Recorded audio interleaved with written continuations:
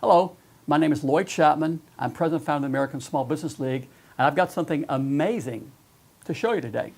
Let me start off with this. Can you see this?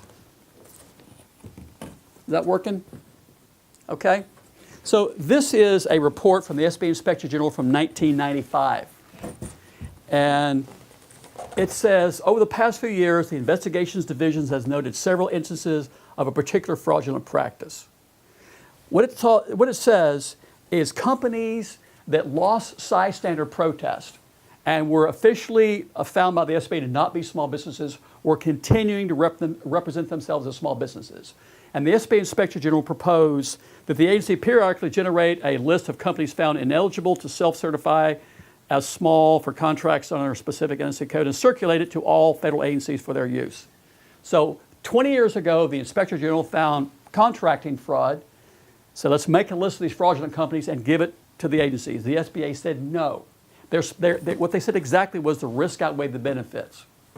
So let's jump forward 10 years to 2005. In 2005, the SBA Inspector General released Report 515. It says this. Can you see that? I think I've got this memorized. It says, let me read it. One of the most important challenges facing the small business administration and the entire federal government today is that large businesses are receiving small business procurement awards and the agency receiving credit for these awards.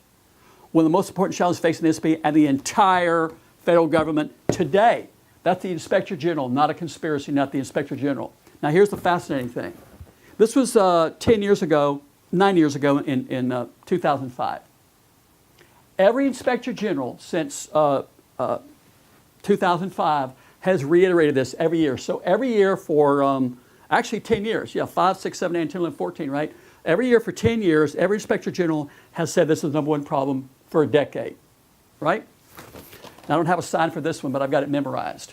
In 2009, the GAO released Report 10108 that said this: by failing to hold firms accountable, the SBA and contracting agencies have sent a message to the contracting community that there's no punishment or consequences for committing fraud.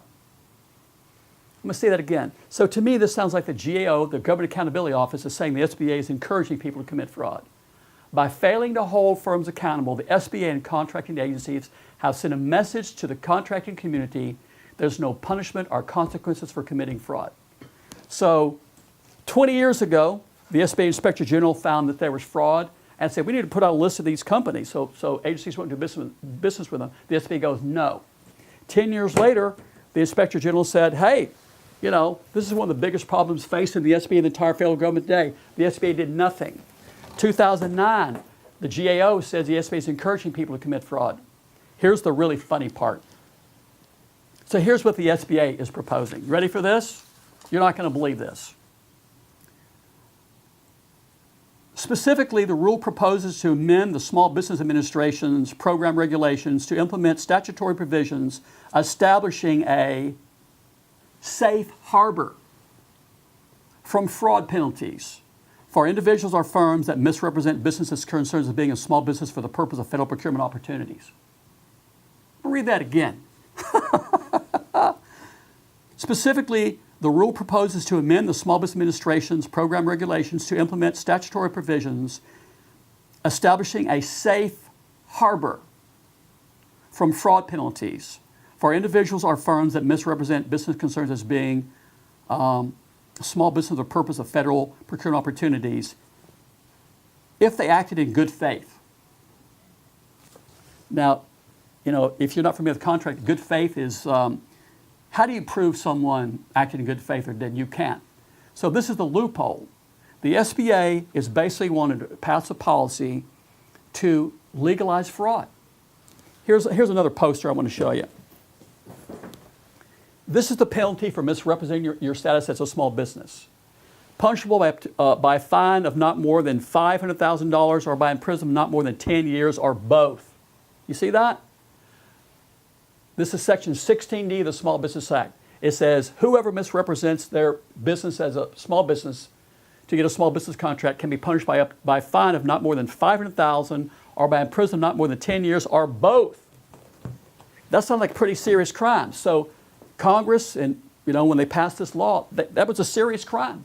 misrepresenting yourself as a small business to illegally get contracts, 10 years in prison and $500,000 fine.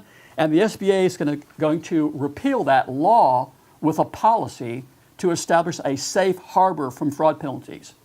I can't believe it. I've never seen anything like this in my life. It's unfreaking believable. So I think this is just laughable. I can't imagine they thought they were going to get away with this, by the way. But you know why they can get away with this? Here's a funny thing. If you're watching this, go on the internet and see who's objecting to this. Guess who it is? Is it the U.S. Chamber of Commerce, the National Federation of Independent Business, Women Impacting Public Policy, the Women's Chamber of Commerce, the Hispanic Chamber of Commerce, the National Small Business Association? Who's objecting to it? The American Small Business League. Think about that. So, yeah, the SBA wants to establish a safe harbor to protect companies that are committing contracting fraud, and no one objects to it but the American Small Business League. That's because we're the only legitimate small business advocacy group, I think, in the country. That's my opinion. Anyway, help us stop the SBA from adopting this policy to legalize fraud. And they're taking public comment until what? The middle of what? August? Until the middle of August. So this video will be attached to a press release. It'll show you how to put comments in. But this is absurd. Don't let the SBA legalize fraud. Don't let the Small Business Administration repeal the Small Business Act and cheat the American people, the middle class, out of hundreds of billions of dollars. Help us out here. My name is Lloyd Chapman, President and founder of the American Small Business League. Thank you very much.